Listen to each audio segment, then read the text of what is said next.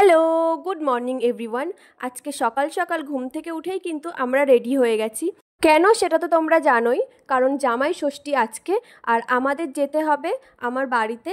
প্রতিবার আমাদের যেতে অনেকটাই লেট হয়ে যায়, কারণ আমাদের ঘুম থেকে উঠে গোছাতে অনেকটাই লেট হয়ে যায়। তো তাই ভাবছিলাম যে এবার কিন্তু তাড়াতাড়ি করে যাব, কিন্তু তবুও কি আর হবে, সেই আমাদের গোছাতে গোছাতে বেরোতে কিন্তু 10টা বেজে গেছিলো। আর সমস্ত কিছু আমি এইদিকে গুছিয়ে গাড়িতে তুলে নিচ্ছি। আর বেরোনো বললেই তো বেরোনো না, বাড়িতেও অনেক কাজ থাকে, সমস্ত কিছু গুছিয়ে এত তাড়াতাড়ি বেরোনো অতটা সম্ভব হয়ে ওঠে না। তো আমি সব কিছু গাড়িতে তুলে নিচ্ছিলাম, ব্যাগগুলো। আর তারপরে কিন্তু আমরা সবাই মিলে বেরিয়ে পড়লাম।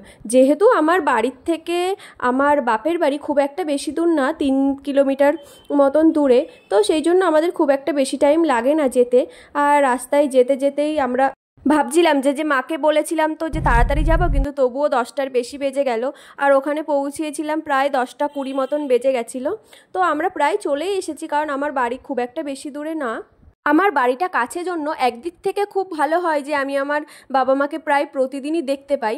কিন্তু আরেকটা অসুবিধা হলো, আমি আমার বাড়িতে গিয়ে না আমি থাকতে পারি না, কারণ আমাকে আবার চলে আসতে হয়। যেহেতু কাছাকাছি, ওই জন্য ভাবি যে না থাক, বাড়িতে যাই, আবার অন্য সময় আসবো।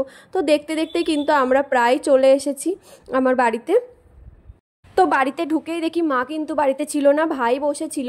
আর তারপরে মা বাড়িতে এসে এরকম সুন্দরভাবে জামাইকে সব দিয়ে দিল সামনে। কিন্তু ও তো এত কিছু খেতে পারবে না, ও এই সমস্ত কিছু খায়ও না, মানে ভালোবাসে না এই সমস্ত চিড়ে খই। কিন্তু আজকের দিনে নিয়ম, খেতে তো হবেই। ওই জন্য কেমনভাবে খাচ্ছে দেখো, সবটার থেকে একটু একটু করে তুলে তুলে মুখে নিচ্ছে।